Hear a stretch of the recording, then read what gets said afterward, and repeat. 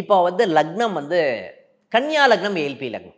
Sir பணம் நிறைய ஈர்க்கணும். நான் என்ன சார் சாப்பிடுறது? அப்படின்னு ஒரு கேள்வி கேட்டுங்க. ஜிலேபி சாப்பிடலாமா? ஜிலேபி சாப்பிடலாம். தேன் சாப்பிடலாமா? நல்ல பியூரா இருக்கக்கூடிய தேனை சாப்பிடலாமா? தேனை சாப்பிடலாம்.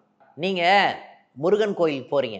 முருகன் கோயிலுக்கு போயிட்டு தேன் அபிஷேகம் பண்ணி, அந்த தேனை சாப்பிடுங்க.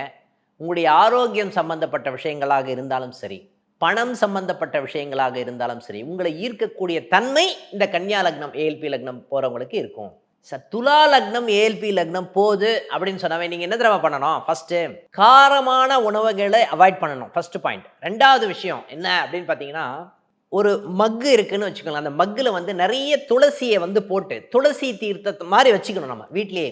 அந்த துளசி தீர்த்தத்தை எப்பெல்லாம் தாகம் எடுக்குதோ அது சாப்பிட சாப்பிட சாப்பிட இந்த பணம் சம்பந்தப்பட்ட விஷயமாக இருந்தாலும் சரி, உங்களுக்கு பார்த்தீங்கன்னா உடல் சம்பந்தப்பட்ட விஷயம் இருந்தாலும் சரி, உங்களுக்கு அதனுடைய தன்மை பார்த்தீங்கன்னா பணத்தை ஈர்க்கக்கூடிய தன்மை அப்படின்ற ஒரு நிகழ்வு சாதகமாக இருக்கக்கூடிய தன்மை இருக்குமா? அந்த துளசி தீர்த்தத்துக்கு இருக்குமா? இருக்கும். அதே மாதிரி ஆரோக்கியமும் சாதகமாக இருக்கக்கூடிய தன்மை இருக்குமா? இருக்கும்னு சொல்லலாம்.